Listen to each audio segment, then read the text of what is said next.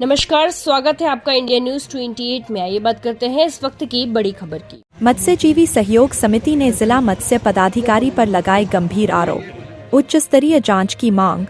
साहिबगंज जिले में मत्स्य विभाग की कार्यप्रणाली को लेकर विवाद गहरा गया है।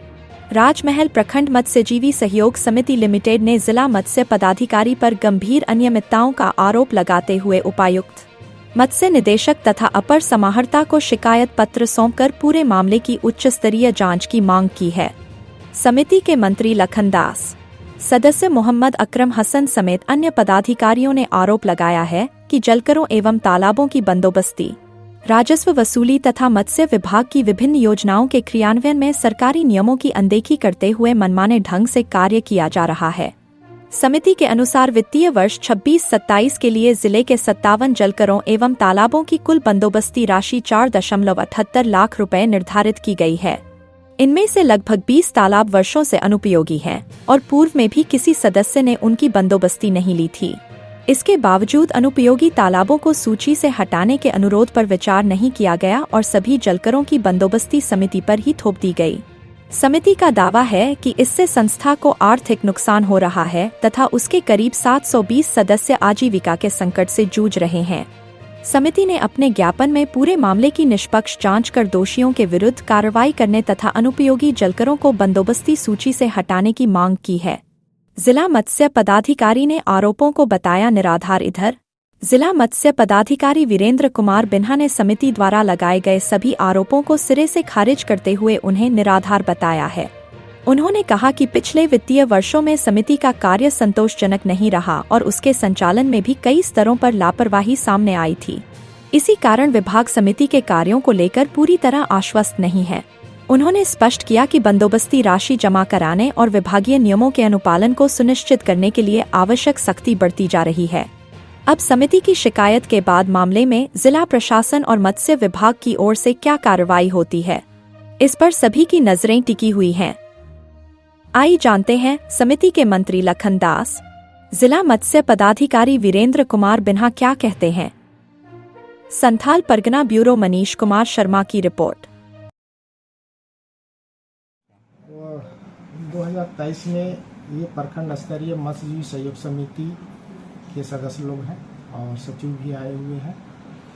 2023-24 में ये लोग को 57 तालाब की बंदोबस्ती दी गई थी, जिसके कुल राजस्व 4,04,000 लगभग है सालाना, जिसको 3 किस्त में देना है। पहला किस्त 1 अप्रैल, दूसरा किस्त 31 जुलाई और फाइनल किस्त 31 जनवरी तक दे देना है। परंतु ये लोग दुर्भाग्यवश पैसा समय से नहीं दिए हैं और मई में ही ला के पैसा दिए, तो ऑफिस उसको स्वीकार करते हुए समिति को जिंदा रखा। उसी तरह इस वर्ष भी इसी तरह ये लोग उसी प्रथा को दोहराए हैं और पिछले साल एक तालाब का सिविल डाक के द्वारा बंदोबस्त हुआ, जिसका नाम है आलम सरोवर, जिसका सुरक्षित जमा निर्धारण राशि है 1,77,000, जिसको ये लोग सिमेंट डाक में बंदोबस्ती लिए। और बंदोबस्ती के वर्ष था 25-26, उसमें पूर्ण राशि एक बार में जमा की, जिसमें एसी साहब का निर्देश भी प्राप्त किया। इस वर्ष ये लोग पूर्ण पैसा जमा करना नहीं चाह रहा, सोचता है कि पार्ट पैसा हम दे के अपना इसी तरह विलम्ब करते हैं। मामला इतनी तक है और जहाँ तक हो सकता है कि प्रखंड स्तरीय समिति को हम अपने स्तर से जो भी हुआ है मदद ही किए हैं। तो इस इंस्टॉलमेंट में जो टाइम बताया ना कि पहला किस्त 1 अप्रैल, दूसरा किस्त 31 जुलाई, तीसरा किस्त 31 जनवरी। नहीं, जो टेंडर वो तो एक बार में देना है। अच्छा, बता दे, प्रूफ दे दे कि आज तक हमको 5 पैसा दिया है, तो बोल दे, आके वो यहीं पर है, बुला दीजिए कि ये लोग का चाय भी हम पिए, या कोई भी समिति बोल दे कि बंदोबस्ती में पैसा लिया, तब ना मानेंगे कि सही में हम बहुत बुरा आदमी है। ये लोग का आहित चाहते हैं बेबुनियाद। बोल रहे तो प्रूफ करे, आके बोले, तो सामने आके बोले कि हाँ ये इतना पैसा मांगा था। ये लोग ऑफर तक किया, ऑफर को ठुकराए हैं। बोले भागता कि नहीं, भाग यहाँ से।